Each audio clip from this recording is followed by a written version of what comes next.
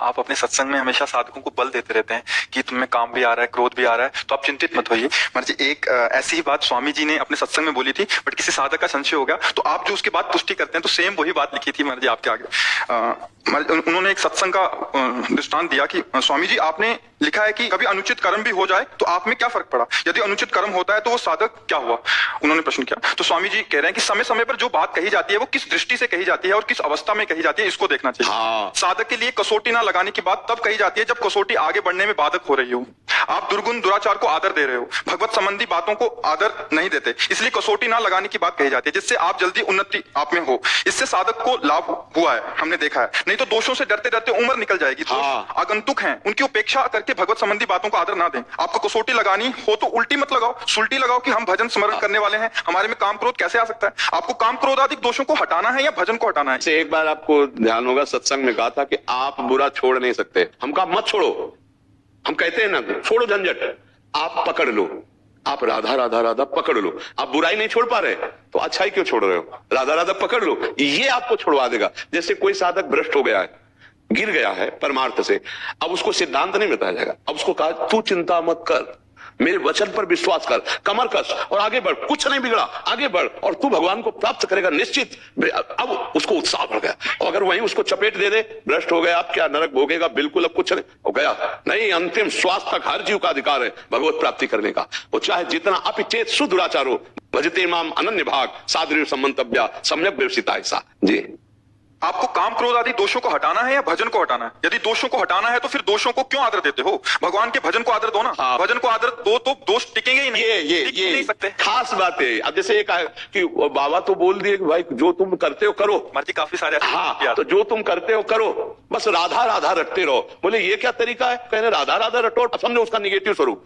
Positive स्वरूप उसको देखो कि वो आदमी असत्य चेष्टाएं नहीं छोड़ पा रहा। क्यों? क्योंकि अध्यात्म बलहीन हो चुका है। अब क्या करो, सुनो, तुम इसको और पकड़ लो, राधा राधा राधा। अब ये जब जाएगा तो अध्यात्म बल प्रकट करेगा, वो बुराइयां अपने आप मिट जाएंगी। जैसा स्वामी जी महाराज कह रहे, भजन को पकड़ो तो बुराइयां अपने आप मिट जाएंगी। जी। लोग बुरा कहते हैं तो वे समझते नहीं, उनकी बात पर विचार मत करो। आप अपने को देखो कि हमारी नीयत खराब तो नहीं है क्या, हम खराब काम करना चाहते हैं क्या। लोग तो कुछ ना कुछ कहते ही रहेंगे। राग द्वेष काम क्रोध अंतःकरण के आगंतुक विकार हैं, धर्म नहीं। वास्तव में दोषों की सत्ता है ही नहीं। परमात्मा का अंश नित्य है, इसलिए वह किसी दोषों को नित्य मान लेगा तो वह दोष दूर नहीं होगा। बिल्कुल ठीक बात है। बिना देखो, अगर जैसे 10 साधक हैं और उनमें 9 बहुत अच्छे चल रहे हैं और एक साधक बहुत गड़बड़ हो रहा है, तो महापुरुष वहीं खड़ा मिलेगा जो एक साधक गड़बड़ है, वहीं खड़ा मिलेगा। ए भाई, हाथ मिला, निकल आगे बढ़। एक बार ऐसा हुआ, एक बड़े महापुरुष के पास रहते थे, तो उनसे गलती हो गई, भयानक गलती हो गई कि उनको मतलब प्राण दंड देने के लिए कुछ लोग तैयार हो गए। ऐसी गलती हो जाती है। अब चूक हो गई, शास्त्र के विरुद्ध बात, आज्ञा का उल्लंघन हो गया, तो ऐसी क्रिया बन गई कि जहां क्रिया बनी तो वो समुदाय उनको मारने की बहुत श्रद्धा, जो महात्मा थे उन पर बड़ी श्रद्धा थी, तो उनके पास बात आई और ऐसा सब। तब स्वामी का हम हाथ जोड़ते हैं, एक बार इसे चांस दे दो, माना गलती हो गई, आप हमें दंड दे दो। तो इतने बड़े महापुरुष जब ऐसे बोले तो उनका आपको देख करके इसको क्षमा करते हैं। उनका बस हम ये एहसान मानेंगे, महापुरुष देखो, हम एहसान मानेंगे कि आपने इसे क्षमा कर दिया।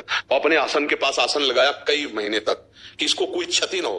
तो रो पड़ा कि स्वामी जी, हमने तो आपकी आज्ञा को उल्लंघन करके ऐसा क्यों, आपने ऐसा, तो कोई बात नहीं। तो आज वो बहुत अच्छे महात्मा है। त्रुटि हो गई, महापुरुष का प्यार मिला तो उठ गए। अब एक तो गिरा पड़ा, ऊपर से ईंट और मार दो, तो फिर अब क्या, इस बात को ना जानने के कारण कई साधकों ने कहा कि स्वामी जी आपकी बहुत बदनामी होगी ऐसे गंदे साधक को। तो उन्होंने कहा अपनी बदनामी देखनी है कि इसका जीवन देखना है, जिनको बदनामी करने दो। कि भाई इतने बड़े महापुरुष और ऐसे, एक संत की बात कह रहे हैं, इतने बड़े महापुरुष और ऐसे साधक को रख लिया, तो ये बात देखनी है कि दौड़ने वाला कभी कभी गिर जाता है लड़खड़ा के, तो जो उस मार्ग से निकला हुआ है वही उसको संभाल सकता है। संसारी का तो मतलब देखो, 50 वर्ष ठीक से चला और 5 मिनट चूक हो गई, तो 50 वर्ष से ठीक से चलने की शाबाशी नहीं मिलेगी।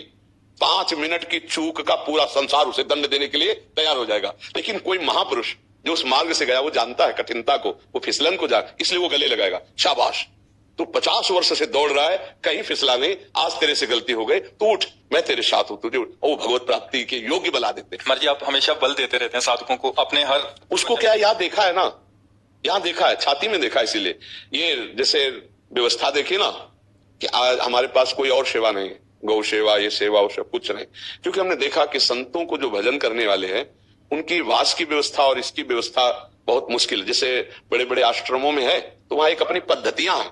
अच्छा, जो साधक केवल भगवत प्राप्ति भजन करना चाहता है तो उसको वही चाहिए सेवाएं कि जो भगवत प्राप्ति करा सके, तब तो उसकी रुचि होगी, अन्य व्यवहारिक सेवा में होगी नहीं। इसीलिए मन में ठना था कि अगर कभी ऐसी व्यवस्था हुई प्रभु की तरफ से तो केवल साधक और केवल भगवत प्राप्ति का। तो अब जैसे कोई साधक से चूक होती है तो बाहर से तो गर्मी दिखाते हैं, होश में ऐसी और पीछे से आंतरिक सपोर्ट और पता लगाते रहते हैं, और उसको जहां वो गड़बड़ दिखाई देता वहां इतना प्यार उसको, तो अब वो प्यार और डर उसको ऊपर उठा देगा। डर ये कि इनका प्यार छूट जाएगा, इनकी सेवा छूट जाएगी, अरे इतना प्यार करते हैं, मैंने गलती की फिर भी प्यार। जैसे यहाँ कोई भाई आते, मैं बहुत पापी हूं, मैं ऐसा हूं, मैं नहीं भाई तुम ऐसा मत बोलो, हमारे प्रभु बहुत करुणामय है, तुम्हारा परम मंगल हो जाए। वो पापी हो, नीच आदमी ऐसे करके नरक भोगोगे। वो तो वैसे ही, ऐसा नहीं।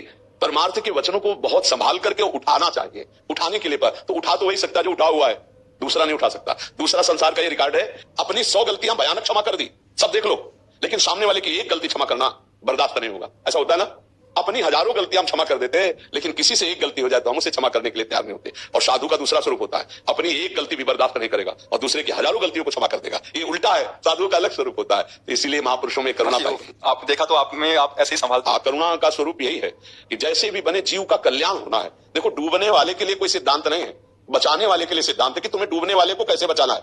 चतुराई ये है कि तुम भी अपने को बचाना, वो तो डूब ही रहा है, अगर तुम होश में नहीं रहे तो पहले तुम्हें डूबेगा।